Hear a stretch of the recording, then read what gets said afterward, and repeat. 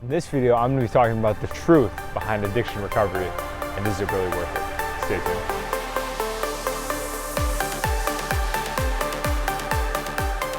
tuned. Yo, what's up guys? Welcome back to another episode here at Sobriety University. On this channel, we talk about addiction and recovery related topics. And in this video, I'm going to be talking about the truth behind recovery. Is it really worth it? I know a lot on this channel, I talk about the positives, all the good things, and I think those are very important to keep in mind because without them, it's like, what's the point? I'll be honest though, I think it is important as well to go into maybe some of the harsher truths because in reality, it's not all pleasant. There's a lot of pain that's involved and there's days where I don't want to be doing recovery. I'm going to be completely honest with you. There's days I wish I could go back and be using my substances of choice, especially like sugar. And yeah, so that's what we're going to be talking about today. So before we begin, make sure to like, subscribe, comment. Really helps the channel grow. We're almost at 500 subs, which is crazy. Diving right in. The truth about recovery. What are some of these things that aren't so pleasant? Well, I'll be honest with you. There's been a part of me that's only wanted to talk about the positives because I don't really want to acknowledge the negatives. Like when those negative experiences come up during recovery, I don't like them. And it sometimes makes me question like, okay, why am I doing this? Like, was this really worth it?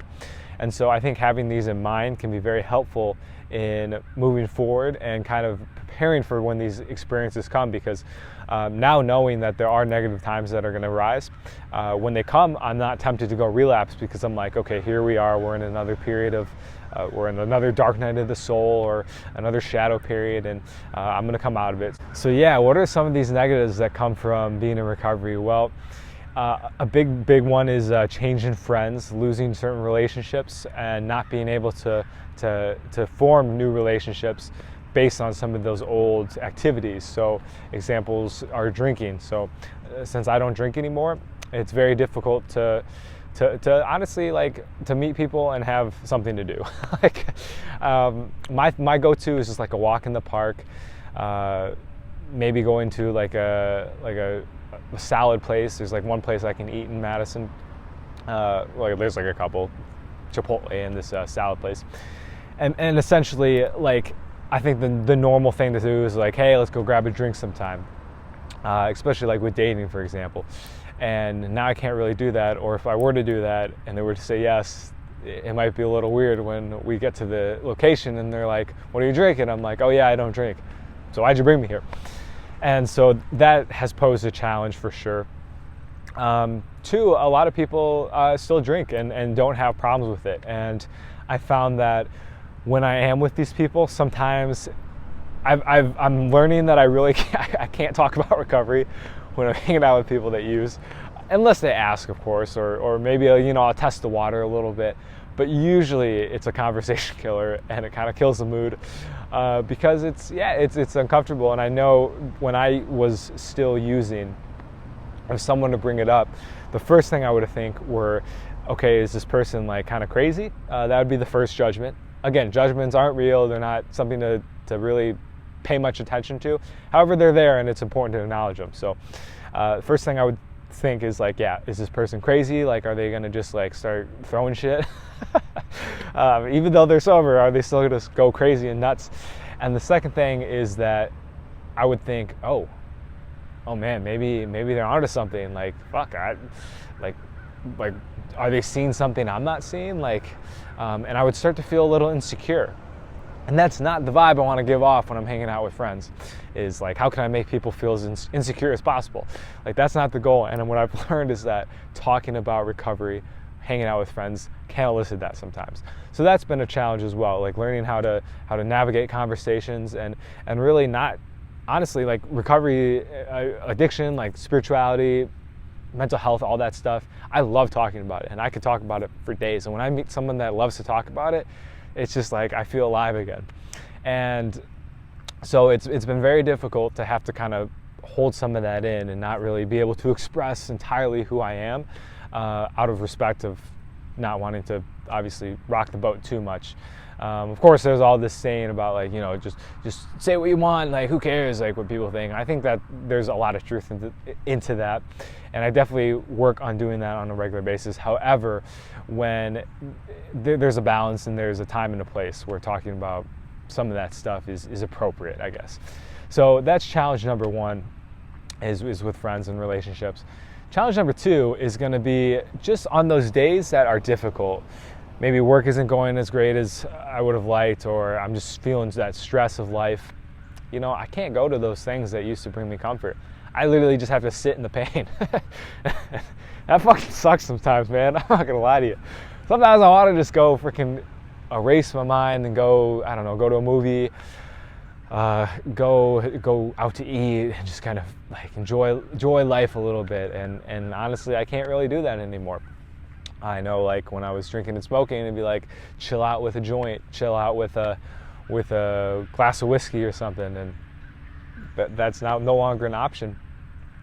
And now I really do just have to sit with it. And I think that is like the biggest challenge in recovery, is learning how to be with those emotions and sit through that pain long enough to where it no longer is really affecting oneself anymore. And honestly, I think that's the biggest challenge of recovery, is learning how to sit with those emotions, not letting them just sway us and just kind of run wild, leading to all kinds of destructive behaviors. Literally learning how to be just bored. So that's another thing. That's challenge number three, is a lot of boredom. I'm not gonna lie to you, there's some times where I'm like, good God, like I'd rather be doing anything right now than what I'm doing right now. This goes into some more spiritual remedies of how the importance of just accepting what is going to lead to the most freedom.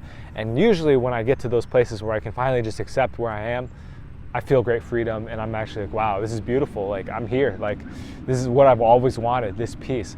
To get there, though, the ego has to go through a little bit of a battle, and that battle is boredom.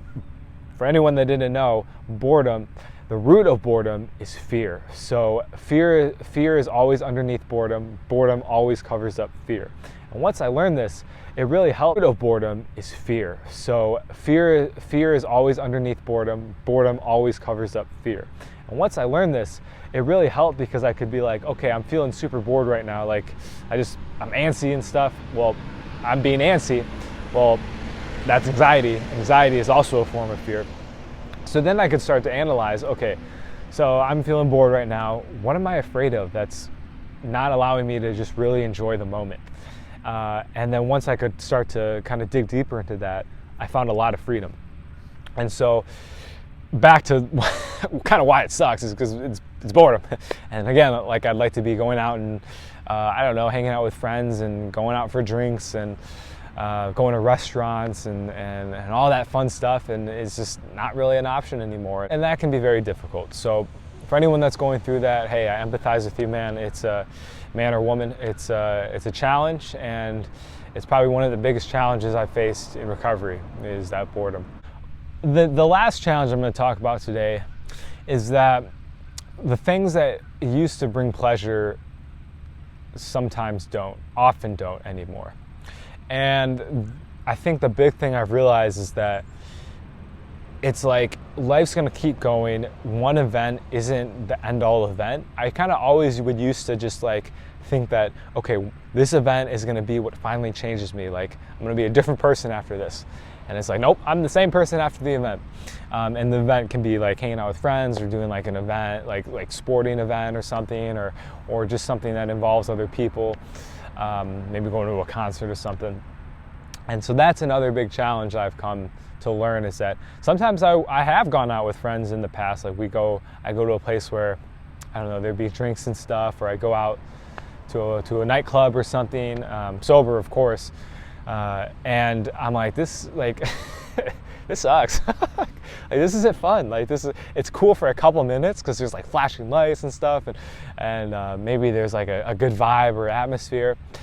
Usually I'm like, after an hour or so, I'm like, I'm kind of ready to get out of here. And that can bring, and has brought, almost a bit of sadness, because I'm like, wow, like it's really having to accept like this life is no longer the life for me. And it hurts.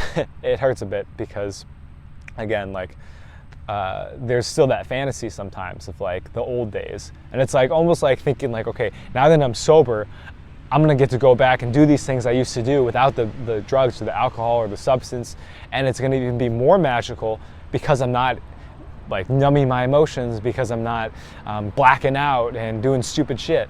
Like, I'm actually gonna get to enjoy it. And it's almost like I actually just don't enjoy this anymore. And there's great freedom in that, for sure. Absolutely, because it's like, okay, now I don't have to like feel like I'm being left out every time I see people with a drink in their hand. It's like, okay, actually I really don't want to be doing that. Huge win. However, there is a bit of sadness and a bit of letting go that must happen before that actual freedom can occur. And yeah, it is tough. It is tough to have to sit through that. Parties are usually not that fun anymore. Let's see. Parties are no fun. Shopping isn't as great as it used to be. It's kind of like, oh shit, I just spent money.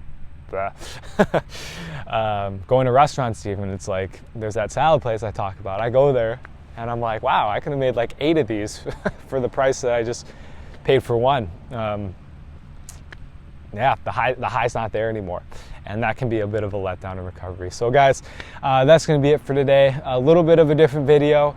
Kind of got real in this one. Feel free to comment down below what are some of the things in recovery that have been kind of a bummer for you. I think this is an important thing to talk about, and I'm definitely gonna be focusing more on some of the truths in recovery. I know I've definitely, for these last 50 videos or whatever, I've really talked about the positives and all the joys and blessings that can come with it. I think though that has maybe potentially led to a message that recovery is all sunshine and roses, and it's certainly not. It's certainly a challenge, it's certainly a grind, and it's definitely, it can be painful. So with that, guys, have a great day. Thank you guys for tuning in.